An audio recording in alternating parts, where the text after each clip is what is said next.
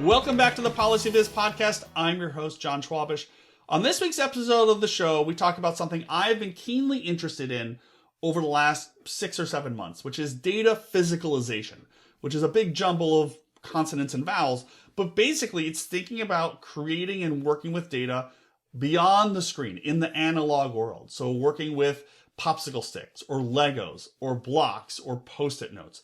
And to help me better understand this work and what it means to work with communities and people and groups beyond the computer is Rahul Bhargava from Northeastern University, who runs his own lab at Northeastern and works in this physical world with different people and communities to help them own their own data and to help them understand the world around them. And so I think what you're going to hear in this conversation is not only how to think about bringing data visualization into the physical space, which I think is interesting on its own. But also, I think what you're going to hear and what you're going to learn about is how to engage with communities and how to engage with communities in this space of working with, collecting, and analyzing data. So I think you're really going to enjoy this week's episode of the podcast. It is sort of pulling together a string of conversations I've done over the last 6 months. First with the editorial team from the book Making with Data, a couple of weeks ago from Dietmar Offenhuber, who wrote the book Autographic Design, and now with Rahul Bhargava from Northeastern. So I think there's a nice thread here about this type of way of thinking about and working with data. So no more talk from me. Let's head over to the conversation between me and Rahul.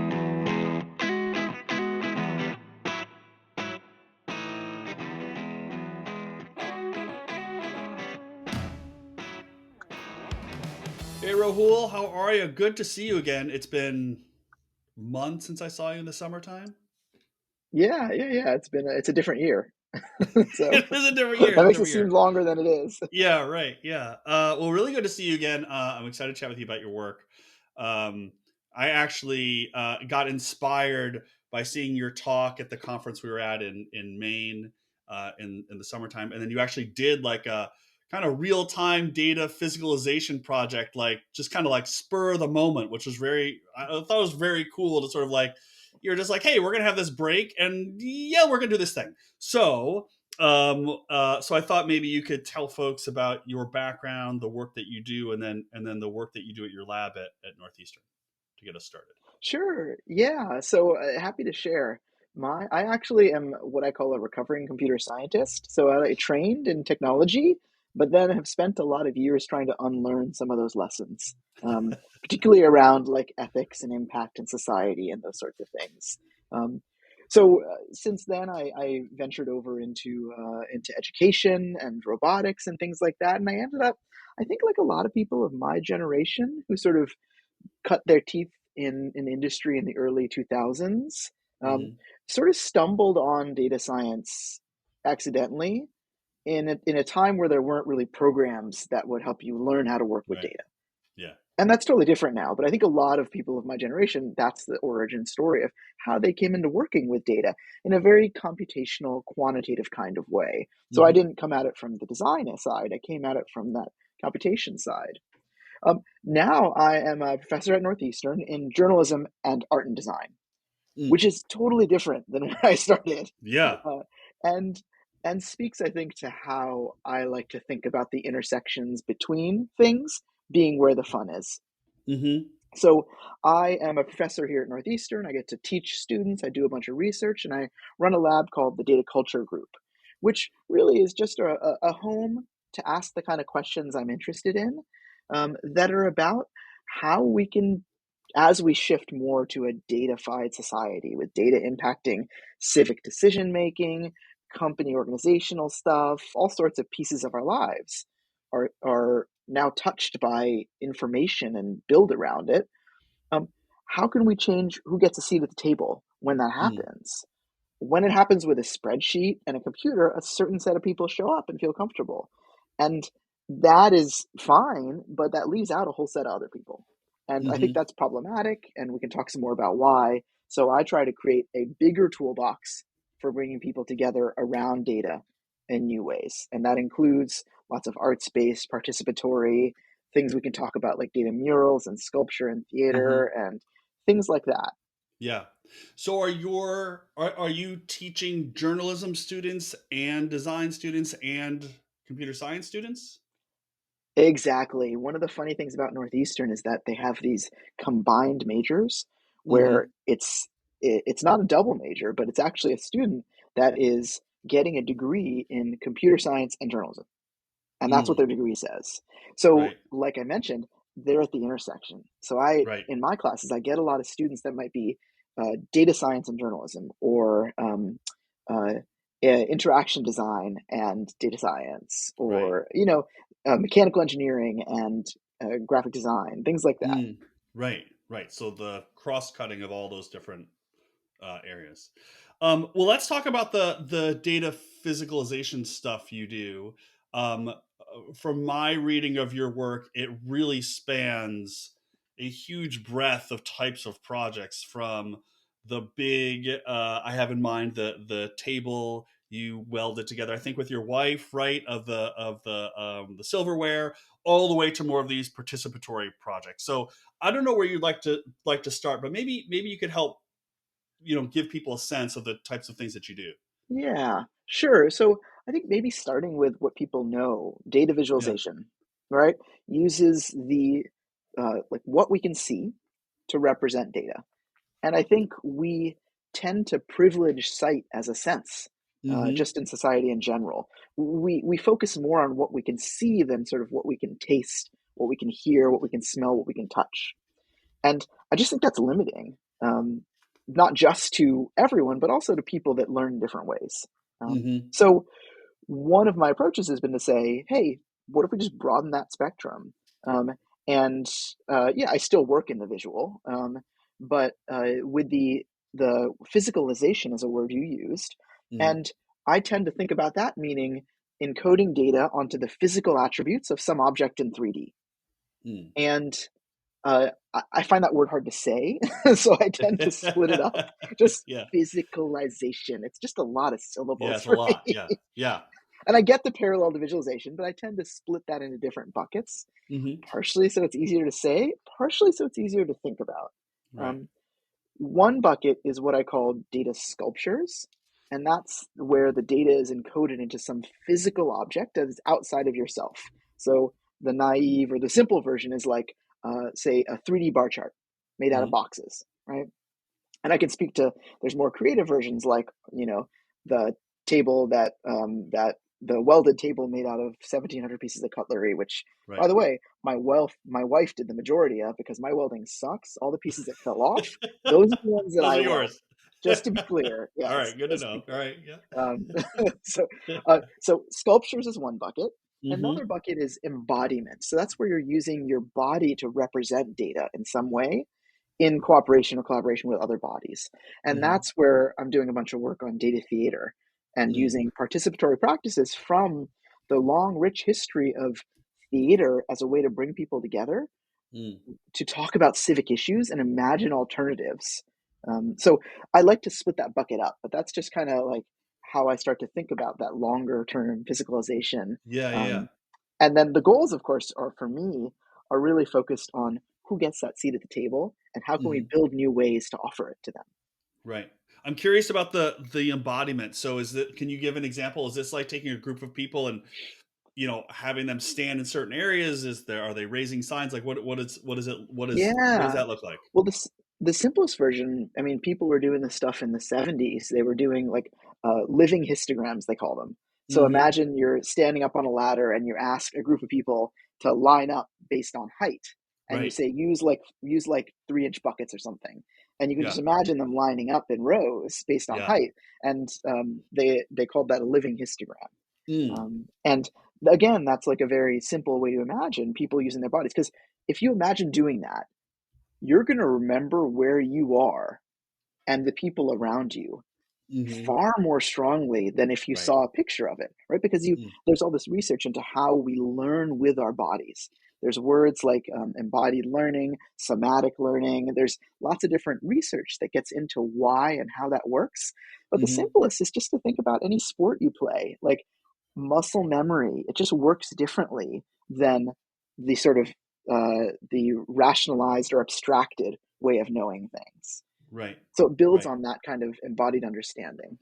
Right. And so you're doing this in civic meetings with community groups and So nonprofits and CBOs. that's where we're getting to. I'm Yeah. partnering with a team for about 3 years now. I've been working on the idea of what would it mean to use the lever of theatrical performance, right? So pushing Mm-hmm. beyond that idea of just lining people up to say, hey, what if we actually give a set of people, in this case, actors or dramaturgs, people who work with source material, and Mm-hmm. bring it into some scene, Right. give them information about some issue, some civic issue. In the current case, it's about green space planning and displacement in Boston. Mm-hmm. Mm-hmm. So a very relevant civic issue for lots of places. How do we give them something and then have them synthesize and come up with a performance of that data, Mm. which they use all of their dramatic skills for, Mm-hmm. and then have a debrief conversation afterwards that responds to that. So just Nice. take a step back from that description. Yeah. Usually in the US, in my area certainly, the way civic meetings happen is there's like an evening meeting that you get invited to that, it's probably hard to attend if you have two jobs or Yeah. kids. But then if you go, there's like a big room with chairs and there's a projector and there's usually like some city official and wearing nice clothes that's Yeah. like sharing things. And maybe there's like one or two things where you can like put up sticky notes or like they ask some questions. And then there's like people. Then there's like the three people who always ask tons of questions, right? Right. The Right. Yeah. townies. Yep. So like that's what a civic meeting looks like in our area. Yeah. Now, like I already mentioned, there's lots of people left out of that, not just because of the logistics, but also the format. Um, Mm-hmm. so we're saying, all right, contrast that to the idea of a 20-minute theatrical performance Mm-hmm. that maybe the people in it, um, and then breakout conversations that react to the performance for Mm. 20 minutes afterwards. Right? Mm-hmm. It's just a very different invitation, Yeah. Different way of It's thinking about. probably in a Yeah. different place, a place maybe you're more familiar with, like the library or something like that, Mm-hmm. or a theater. It's probably easier to get people to show up because like Mm-hmm. they're going to see a play, not to like a meeting. So Right. this is Right. the hypothesis. So we're Right. working towards that, and we just did, actually just this week, we did our third round with a wonderful group of youth here at the Hyde Square Task Force. Mm-hmm. So a group of youth in a lower socioeconomic status part of the city who do a ton of activism, and they brought their theater experience and wisdom to working on some data about a local park that is a green space in that part of the city and how and why it's used and what it's for. And it's Right. mostly youth of color, and they were responding and working with survey data, which had been mostly filled out by people that were white and affluent in the area. Mm-hmm. So it's a really interesting mix, and we're working towards creating that alternate model to then Mm-hmm. do a comparison. That's a long way of saying it. Yeah, well, it's interesting too because there's kind of two. I kind of see that as this in ways that there are two different approaches in some ways, right, or two different means. Because on the theater one, it's if I'm the attendee, I view this performance, and then I get to interact with people. But in the second one, it's I am really part of the data visualization, for lack of a better word, right? There's more participation in this. So how do you think about the difference between these two, the sort of more the exhibit versus the participation? Yeah, that's a great question. I tend to argue that if you think about a data pipeline, right, people Mm-hmm. draw them in different ways: triangles, hexagons, Yeah. lines, circles, Yeah. Right. whatever. Um, Yeah. they often move from like asking some questions to producing or gathering some data to finding a story to like creating that story and then Yeah. sharing it with an Right. audience. I think each of those is a point for participation, whether Mm-hmm. it's participatory data collection or participatory analysis, brainstorming on stories, doing collective Mm. creation of an artifact, or having like a hosting, like a launch party.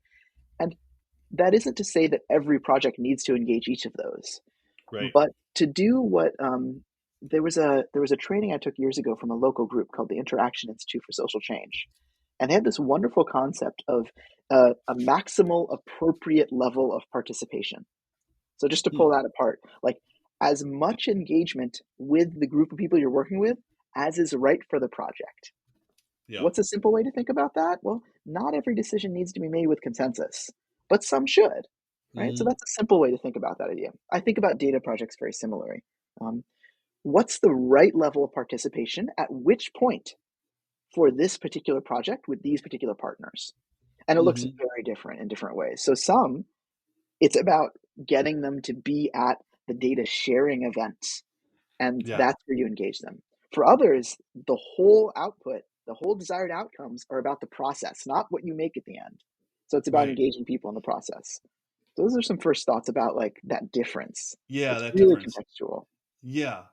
And when you are working with your students in the lab, what does that process look like? What are the different I mean, you're working with students, so you're not necessarily hiring people, but if what are the sort of different skill sets that you're looking for when you are trying to Oh, build some of these things or pull them yeah. together? The main thing I pull from is from my experience after I was sort of ran away from computer science a little bit. I did Yeah. well, I graduated basically with robotics experience, and at the Mm, time, I think if you remember back 25 years, the only robotics jobs you could get were robots that blew things up. mm. And I was like, okay, I don't really want to blow things up. So what can I do with Right. these Yeah. skills? Yeah. And so I went into robotics and education. So I Hmm. lean on my education experience. And I would say the most useful skill set is around activity design. Mm, So if you have a set of goals, how do you create an experience, an activity that invites people in with appropriate media, like a thing to work with, to help achieve that goal with that group of people? hmm. So that's a skill set I look for. Really, like that's a really, it takes a thoughtful person that can be in an experience and step out of it and Hmm. think about the settings and the context. Hmm. Those are the skill sets I look for and that I try to practice with myself to get better at the most. Um, so that's one thing that I think is different with this kind of work because usually you Yeah. don't, it's not like yes, you need to be nimble and facile with data and information. Um, Yeah. and you need to have like cultural knowledge about how to move in different settings or be aware of your own limitations as a person. But when you're doing participatory work with communities, all of the work I do is with community groups. Hmm. Um, then that's I think the main one that I focus on actually. Yeah. So when you are working on a project, you're working, let's just say, with a community group, and you were going to create, let's just say, let's just take this community meeting. I think is a good way for me to think about it. Have this community meeting, you're going to have them work with some data. We'll just keep it simple. They're going to work with some data to create something. In your mind, how do you think about that? Do you like, what are your steps? Are you thinking about like, here's this community, here's what we need to know about the people in the room? Do you think about what graph we want to end up with, what data, what tactile pens or paper or Legos they're going to have? Like, what is, walk us through your thought process. Yeah, all of those. So almost always I'm invited in or like I have a collaboration with some key stakeholder, right? Hmm. So there's a small set of people that are of or have trust in the community that I'm working with. Hmm. And with them, we come up with a plan about what are your goals? Like, what is the point of this thing we're doing? And they might Hmm. say, like, hey, we got funded to do this data thing, and now we need to like disseminate it. And we want to do that in a way that matches our nonprofit way of working that's about empowerment and justice. So help us catch up. And I'm like, okay, Hmm. cool. Or it might be to say, oh, we're engaging a group of people that we want to survey to produce some data about the community. How can we do that in a way that doesn't feel extractive? Yeah. Um, so that's when we start to say, all right, what can make people feel comfortable? Is it about having, let me get some visual aids. Is it about having, the craft materials Yeah. Yeah. nearby that make Right. them feel comfortable, right? Is it about having, you know, is it about having someone that looks like them be the one leading the session? Hmm. So then that's when you match the toolbox with the goals, and then we come up with a plan. And that might look like, using those craft materials or Legos to make a data sculpture. Who knows, Yeah. Or it might look like brainstorming questions together in reaction to like a one-page data handout, that Hmm. has a couple of tiny tables and a bar chart. Who knows? Right. So that's some of the concreteness of what it can look like in a Yeah. room. Um, Yeah. it very seldom, it might be a giant paper spreadsheet on the wall that they're Mm-hmm. writing information on. It Mm-hmm. very seldom looks like giving them like a tablet computer and like having them look at data on a device. Right. Um, that seldom aligns with the type of work I'm doing. I'm not saying that's necessarily bad. It's just Yeah. not where I point my energies. Other people are doing stuff like that. Other people are working on technical skill development. Sometimes the goal of my work is data literacy building, but it's not literacy in that way. It's not computational literacy, Yeah. Yeah. because computers don't help with things like asking a good question, right? Like that's not something they're good at. Mm-hmm. So Right. that's something that people are good at. So I tend to Yeah. focus on those things to complement other work. Right. You mentioned at the very start how um, sight is kind of limiting in lots of different ways and excludes the broad swath of people.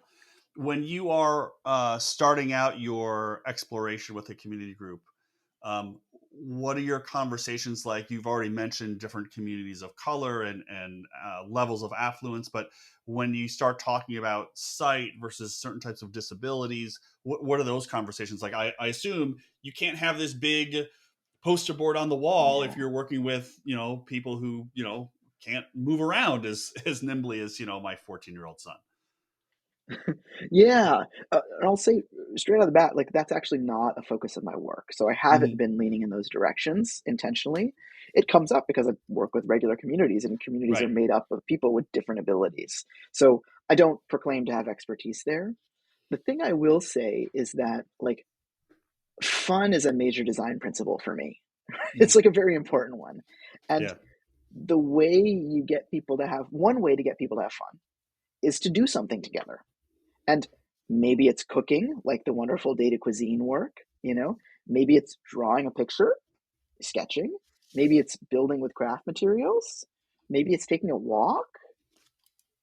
Those are all ways to have fun, and each of those can engage with data. And like, why? Not because data is like this amazing thing, data is useful, but it's because data is like a key to power and impact, right? Mm. In these sorts of settings where now data is being used to bring people together to make decisions, if you don't speak the language of data, or it's not presented in a language you understand, in a way you understand, then you are actively disengaged and disempowered.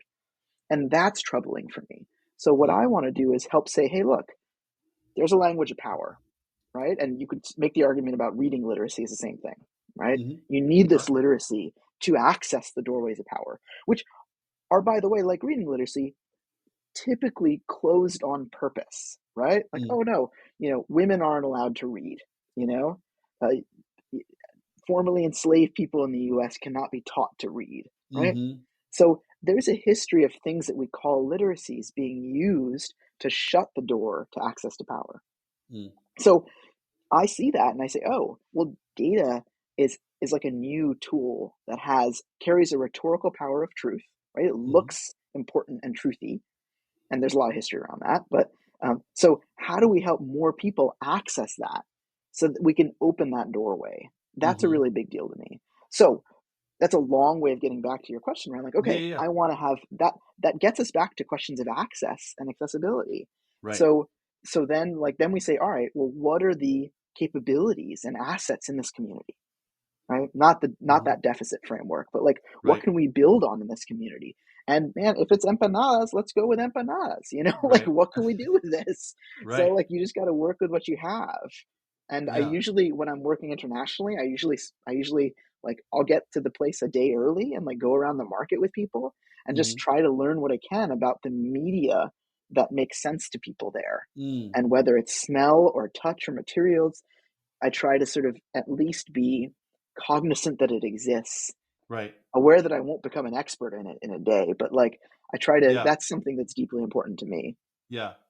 Have you ever had an experience where you've gone internationally or wherever to a place outside, New England with an idea in your mind of what an activity might look like, and then you get there and have this experience in a day, and you're like, no, that's not going to work at all. I have to totally Oh, yeah. redesign what you had in mind.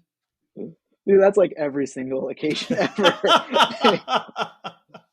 I mean, to a certain extent, that's why, like, I always make sure that I'm not parachuting somewhere, Mm-hmm. right? That there is a Yeah. local person that I at least know or get introduced to that can, pull me to the side, smack me upside the head, and say, "Hey, look, this is what that means here." Um, Yeah. so, so you in those settings, I have to carry a deep, like, cultural humility Mm. to understand. Like, there are a certain set of cultures I feel comfortable in and know Right. well, and there's a large set I do not. Mm. So, how do you work in those environments? I specifically go in with a plan, and then I'm constantly thinking on my feet, which, again, training as a teacher or facilitator helps Yeah, you that with. helps. Right.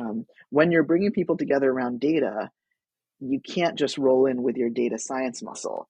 You have to roll in with your, oh, I'm bringing people together muscle, you Right. know? And that to me is super critical. And reading the room is a big part of that. Yeah. I want to ask on the side. I was really I'm fascinated by this idea of the participation at each stage of the data workflow, whatever, however we want to call it. But I'm curious on the data, I guess, collection or data sharing piece of that workflow. If you're working with a group and they are providing their own data to participate in this group, how do you think about data? I'm going to put that in quotes because it's kind of loose in that maybe that sense, but like data privacy, data security when you're in this group. Do you think of it like, oh, we're in a closed group, this is a closed room, this lives here only? Yeah, so how do you wrestle with that? Yeah, that's a really good question. So the first step is just to recognize the historical, like, norms that, Mm, like, people are used to in the room, right? yeah. Data is usually extracted from set of people by someone else who has more power, and by power I mean, like, the ability to make decisions about yourself and people around you. Like, Hmm. it's usually extracted from someone that by someone else and then seldom looped back to engage them Yeah. on it. So Right. just by bringing data that was produced with a community back to the community, you're already resetting a power balance. Yeah. Right. And I think that's really important because then they're put in control of decisions about privacy and impact. Hmm. And that, I think there's great examples of that in the development world where people are rethinking that, like, colonialist extraction for, like, Hmm. working in places that you would imagine, like sub-Saharan Africa and things like that. Like, we Yeah. have nice Right. examples of switching that script, Hmm. but it's still the norm. And it's Yeah. not always bad to, like, survey someone and then analyze it, but, like, there's just there's a disempowering history there. So Yeah.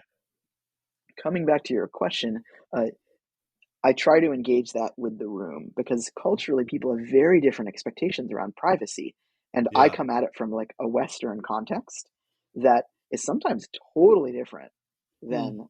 than and I run into that in the US as well, right? When Hmm. I go into different cultures in the US, whether it be like a like an organization that works with Latino populations across some city, or like a room of that's all, like, Black organizations. The Hmm. norms are different. Yeah. So it's a similar thing about, like, how do we negotiate this together?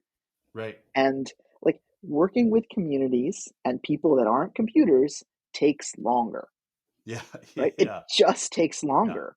So you Right. have to accommodate that. And we tend to focus on speed as a metric of success. And that is a very poor metric of success when you're doing participatory work. Right. It's actually often a metric of failure. Like, if you did something too Yeah. fast, you probably didn't build the relationship that you need. So Hmm. I know that this is where sometimes, like, I veer away from talking about data in like the sense that data visualization thinks about it. But Yeah. these are the things that matter when you're working with information in real settings. So Right. you can't just. It's easier to put the blinders on and just stare at the computer. But Yeah. once you take them off, you got to be like, oh, I have to wrestle with all these things. Right. Right. I want to just finish up with asking you about some of your favorite projects. If you have a few that uh, sit in your head, either because they were meaningful to you, or they're meaningful to the community, or they're just hell of a lot of fun to make. Um, what are some of the ones that for you are like your most fun ones? I'll use one that has brought me a lot of joy in different ways. So the table that we discussed a little bit, just to briefly describe, my wife Yeah. and I coming out or in the pandemic decided we work a lot on food security, like you do, Yep. and we decided to make a piece that spoke to the number of people that were fighting against it in Massachusetts. So we found this number that it was 1,659, almost 1,700 people, households, every Mm. day were applying for SNAP benefits in Massachusetts during the peak of Hmm. the pandemic. So they were saying, hey, I need help with food. My household needs help with food. Yeah. Every day, 1,700 blew me away because it's a Hmm. conceivable number, but it's still too big. Yeah. So we collected from our friends and community 1,700 almost pieces of cutlery and welded them into this full-sized table. Yeah. And the reason I want to talk about it is because then we took it places. We took it to a farmer's market where, we would talk to someone and be like, what's up with this table? And we'd be like, well, this is what it is. And he would say, oh, can I apply for that? And then we would Mm. send them over to the table where he could apply. We took Yeah. it to an art gallery where they said, oh, this is a real problem in other places. And we said, no, it's a problem here. Here's a Yeah. QR code that links you to organizations where you can help. Um, Mm. those experiences to me speak to the power of alternate forms of data, Yeah. because the arts sort of helps you ask questions, and this a big physical table that you can touch and feel and has the form of a table, it uses all these metaphors, material metaphors, right, about the things that they're made out of, to get you into what is really a data story, right? It's Yeah. about numbers. And then we have a videos that can engage with it, and like a data report that looks more traditional. All those things are linked to. So that piece, I think, for me, it has had more legs than I would have thought. It was touring for like 2 years, Yeah. and I did not Yeah. think it had that many legs. And that to me is interesting. It pushed me to think. It continues to push me to think harder. Plus, it was fun to make, fun to show, and like Yeah. brings me a lot of joy to feel like, hey, we're engaging people on something that's hard to talk about, because you talk Right. to people and it's hard to talk about some of their backgrounds. They're like, oh yeah, we had times when my mother where we didn't have enough food, Right. you know, and like they get Yeah. into it. So anyway, that's Yeah. one piece. I think another example is a lot of the work that my students do in class. Hmm. So in various settings, when I'm in like a data storytelling class that I'm teaching, Hmm. they expect to be producing charts and graphs and maps. Yeah. And then I say things like, "Oh, you need to make something edible." And they're like, "What?" And then they go and produce this group of students did this amazing piece where they made smoothies, and they Uh-huh. made a video of themselves with these smoothies, where it was like a breakfast smoothie, right? And the amount of kale, they started with CO2 emissions. Okay. Hmm. The amount of kale in each smoothie was based on the amount of carbon dioxide emissions in each country. So they had 4 smoothies, and they had like, you know, each one had increasing amount of kale. Yeah. Okay. Yeah. So it's like, really, like kale smoothie, it's good for Yeah. you. They Yeah. drink like the first one. I don't remember what it was. It was some like European country, and they're like, "Ooh, this is a good smoothie." And they get to the last one, and they're drinking it. It's like, "Oh my god, this is terrible!" Yeah. And like you can You feel the feel it. data Yeah. just Yeah. You watching them, experience it. right? Yeah. Right, and that's exactly it. Yeah. That's a different way of knowing the data.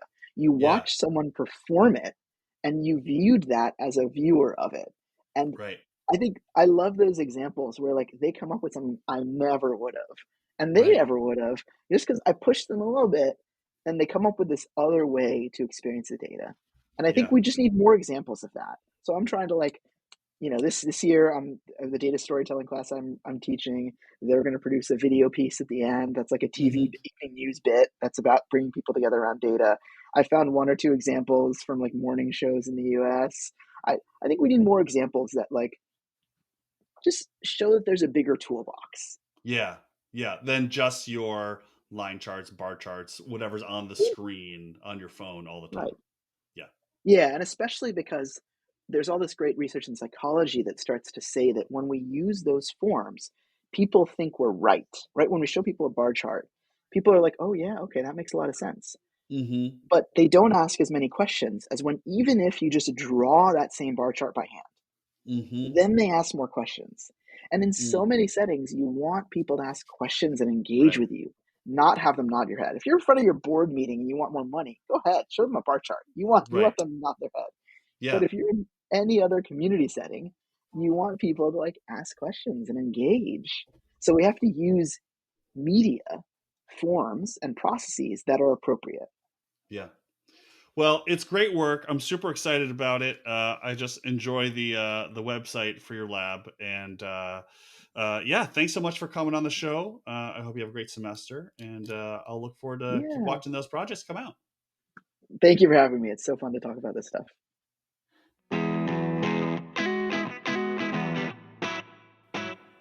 Thanks for tuning into this week's episode of the show. I hope you enjoyed that. I hope you'll check out the website for Rahul's lab.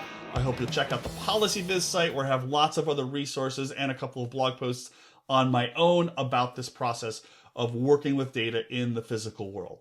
While you're at it, take a moment, if you wouldn't mind, to leave a rating or a review for this podcast on your favorite podcast provider, be it iTunes, Spotify, Google Music, wherever you listen to this podcast. If you could leave a rating, leave a review, I'd really appreciate it. It helps me reach out to more guests and helps more people learn about the exciting world of data visualization. So until next time, this has been the PolicyViz podcast. Thanks so much for listening.